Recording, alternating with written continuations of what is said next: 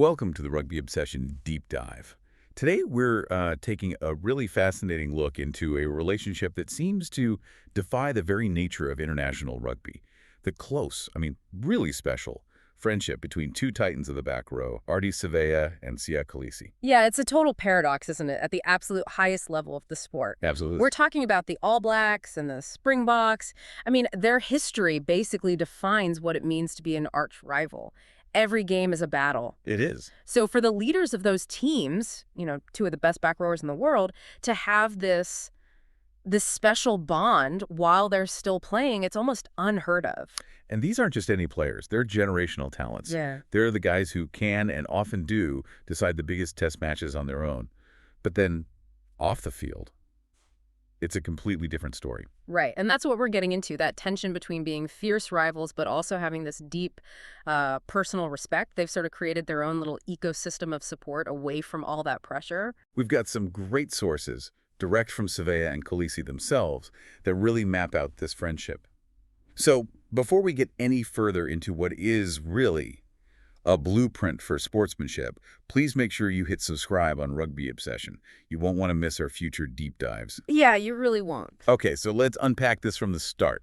Where did this all begin? Ardie Savea actually talked about this in the Behind the Fern documentary. And what I love is how simple his explanation was. He just said the bond goes back several years. Right, nothing complicated. No, not at all. It wasn't some big planned thing. He basically said that in that high-pressure world of test rugby, you just, you find people you click with. His words were, with some players, you just get along quite well. It's so understated. Siya Kolisi has completely backed that up, too.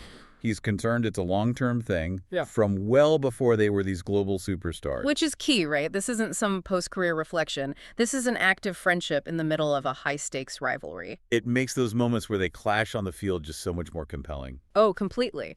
Knowing they might be trying to, absolutely dominate each other at a ruck, and then a few hours later, they could be texting about their kids. Well, there's a perfect example of that. The Springboks defeat to the All Blacks at Eden Park. That game.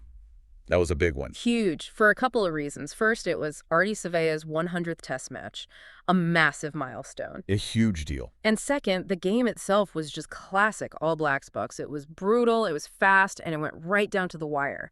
The Bucks were pushing, trying to get in a position to win it at the end. And who was it that shut the door? It was Savea. Of course it was Savea. He wins a critical late turnover. Just rips the ball, kills their momentum, and that was it. Game over. He basically single-handedly prevented the Bucks from getting a result. Just think about that for a second. The psychological weight of that moment. It's your 100th game, the match is on the line, and you make the play that wins it for your country against your friend's team. So put yourself in Kolisi's shoes. You've just lost a heartbreaker to your biggest rivals. And the man who delivered the final blow is one of your closest friends. How do you even process that? And that's what's so incredible. His reaction right after the whistle tells you everything you need to know about his character. He set the loss aside. Completely. And focused purely on celebrating his friend's achievement. The praise he gave Savea was so genuine, so lavish. It was way beyond a standard handshake and a well done. It showed the relationship is bigger than the jersey. And when you actually look at the words he used, it's not about rugby at all. It's so much more personal. He called Savea amazing off the field. Yeah, and he listed the roles. He said he's a great father, a great husband, and is a great friend as well.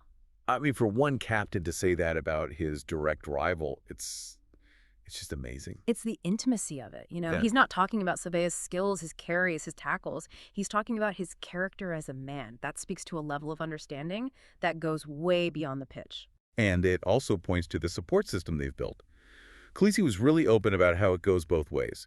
He said Savea, quote, always chats with me when times are tough, but he's also there to celebrate. And that line right there, that's the window into the pressure cooker they live in.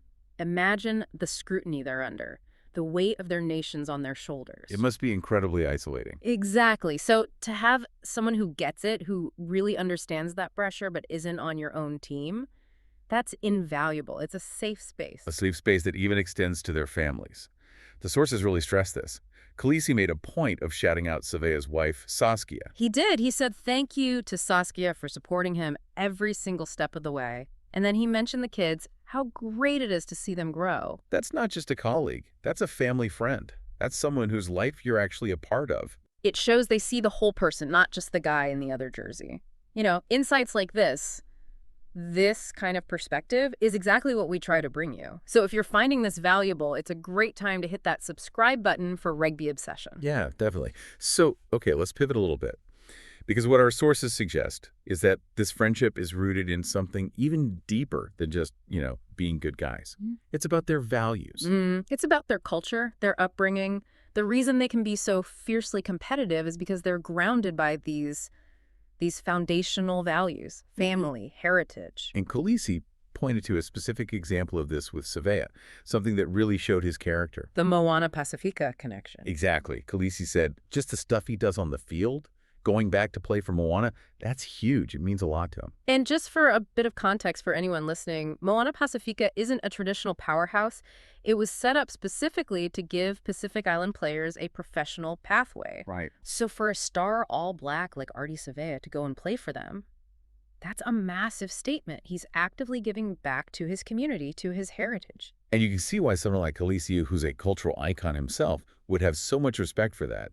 He gets what it means to represent more than just a rugby team. Absolutely. When your role becomes about cultural responsibility, not just winning games, the respect you have for someone doing the same thing, it changes. It goes from admiring their skill to admiring their character. And that's probably why the friendship can survive a brutal test match at Eden Park. No doubt. Kolisi's final line about it really sums it all up. He just said, I love him a lot, and I'm proud of him. It was a hard one, but he deserves everything that he gets. I mean, what this all reveals, really, is that even at the absolute peak of sport, where national pride is on the line, things like personal values and mutual respect can just transcend all of that. They've given us a model for it. So the big takeaway here, the story of Ardie Savea and Siya Kolisi isn't just a nice little anecdote. It's a blueprint for what sportsmanship can and should be. Yeah. They've shown that you can be the fiercest of competitors, but it doesn't mean you can't also have deep personal kindness and respect. True character isn't just how you treat your teammates, it's how you respect your greatest rival. So I really want to hear from you on this. What stands out to you about this relationship? Can you think of any other examples of friendships that have overcome rivalries this intense? Let us know your thoughts. And if this deep dive gave you a different angle on the game we all love, please make sure you subscribe to Rugby Obsession. We're here to give you those in-depth insights that go beyond the scoreboard. Thank you for listening to the Rugby Obsession Deep Dive, and we will look forward to you listening to our next episode.